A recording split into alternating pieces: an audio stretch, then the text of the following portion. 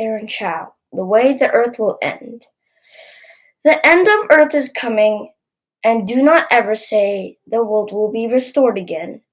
The trees will rot and deteriorate. It is wrong to believe that society will come together. In the futures, the animals will lose their homes. It is mindless to say that we can reverse the damage we've done.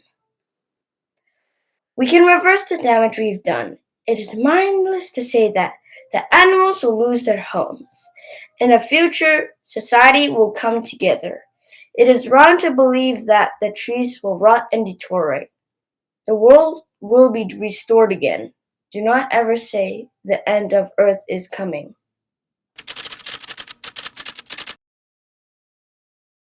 Selfish people after Rupi Kaur. Adjective of a person, action, or motive, lacking consideration for others, concerned chiefly with one's own personal profit or pleasure. Yes, I will be a pit stop for the lonely. Yes, I will become the train stop people don't want to miss. Yes, they'll look at me like a prize to claim. My friendship, my companionship, my light in my eyes. I'll watch them lose interest in me as a person, little by little. At 13, I can confidently tell you that this world is not kind to the young, or anyone for that matter. Friendships, love, or simply not drowning in our epidemic-like wave of cowardice. Worse than the plague. But I refuse to believe that I'll become the type of person who'll stand and sob. I refuse to believe I'll be weak enough to allow someone to force me to love them when they had no intention of loving me back. And I refuse to let them say something along the lines of, I just had to try. Just had to give it a chance. It was you after all. I won't break over something that isn't romantic or sweet, or someone that was so engulfed by my existence they had to risk breaking it for the sake of knowing they weren't the one missing out. I'm just so sorry if I refuse to contribute to this cowardice and grow to be strong enough to pick my own pieces off the floor and put myself back together like a puzzle. I'm sorry for having the strength to say no, but I guess my voice doesn't matter. I guess it doesn't matter that I refuse to be selfish and a coward. But let me tell you, if they tell me that they just had to try, that they just had to give it a chance because it was me after all, then let me tell them this. Here is the door. I'm holding it open for you like a true lady. Go ahead. I no longer need you to step on me. I'm not a carpet in a grand hotel you stop by one lonely Christmas break.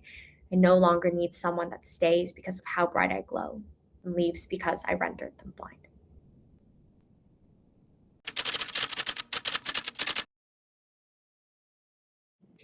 Phage by Charlotte Ho. There's no virus here. Quicker than lightning, a flag of golden stars and crimson fabric was brought down upon the greeting of this phage. We all pushed our fears away, sent them gliding back to the sea, laughed at the thought that it could hurt us too. While some of us enjoyed parties, they locked themselves at home, their little island floating away from our minds. Unexpected as a mighty drought, an atlas clouded with black germs upon the greeting of this phage. We shouldn't have pushed our fears away. We should have taken them in and prepared for the thought that it could hurt us too. And so our door slammed shut, we locked ourselves at home, because that little island became the whole world. There's a virus here.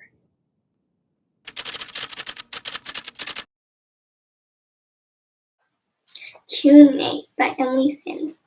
Questions and confusions, delights, daydreams, nightmares, and wanderings.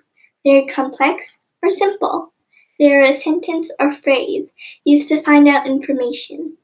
A question is a problem that tests knowledge or ability. A question is doubt about value or truth. A question is a specific point at issue. It is room for objection. A question is a raised hand in class. It is rough, dry paper. A question is slimy saliva in your mouth. Perhaps the breakfast that you had. They could be mysterious ghosts inside of my computer, creaking and squeaking as I try to listen to my teacher. When she says the answer is correct, match to description. An answer is the correct response. It is a solution to a problem. An answer opens doors to someone or picks up the phone. An answer is the cool, slippery metal that you turn. An answer is the breeze that whooshes in your face.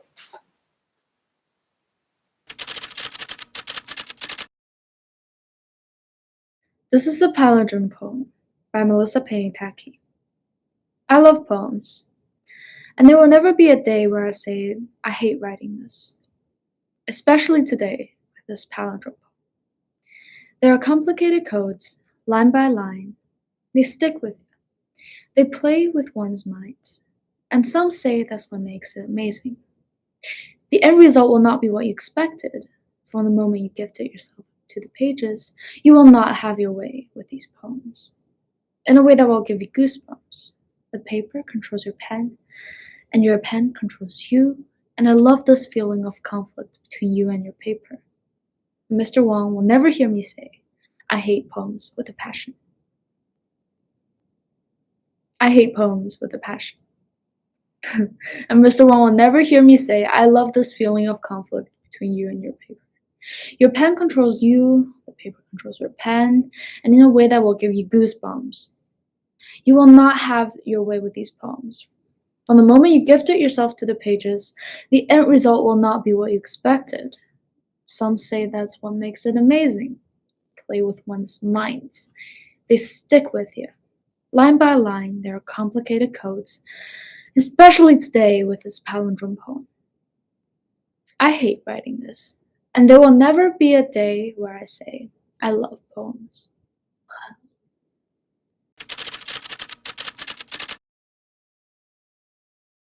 Two Strangers by Stephanie Swain.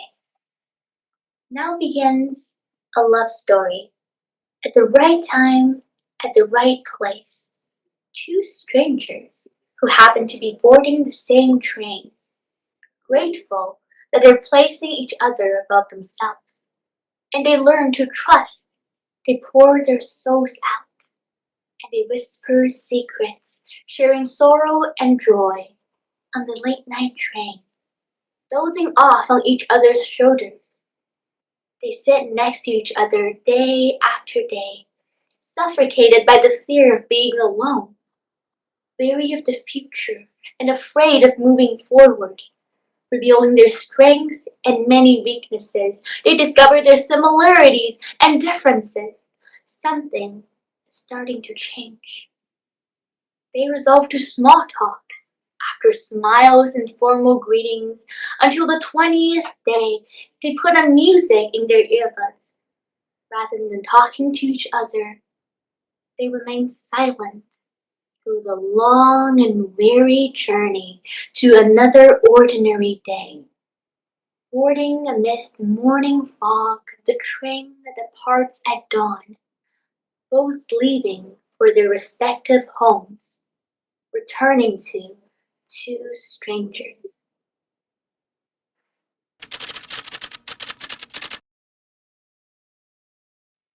The trees. The trees will be glorious, only if they are cared for.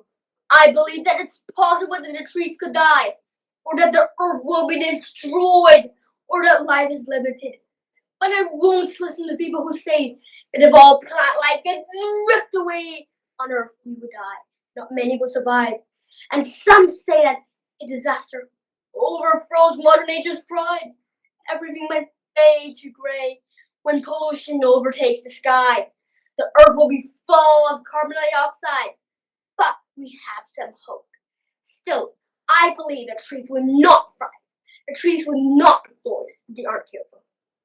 And if we don't protect the environment, every living thing on earth will not blossom.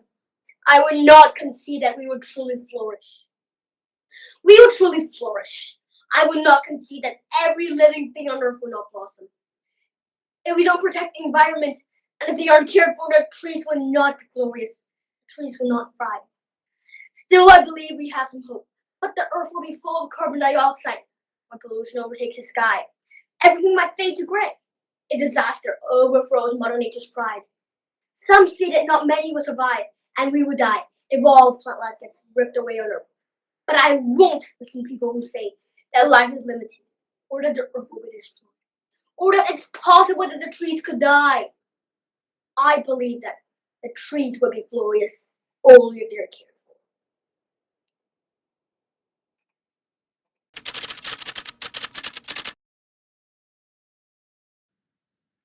An Escape from the Sun after B.P. Nichols' A Path to the Moon. Still a long way to go as I walk step by step covered in sweat. The air is moist and humid. I start to breathe heavily as I feel my hands wrinkle and crinkle. There's a road to my house coming back from the sun. You follow the twisted path to pass several magma rocks or so. Follow the fireflies like stars in the sky, guiding you to the right.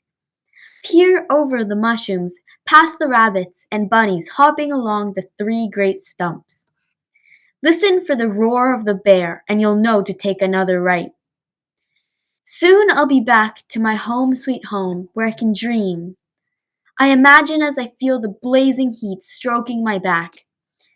I ventured out to the sun, only to find myself escaping, the bright orange color popping in my eyes. This is the secret to finding your way back to my home I yearn to see again, but still a long ways to go.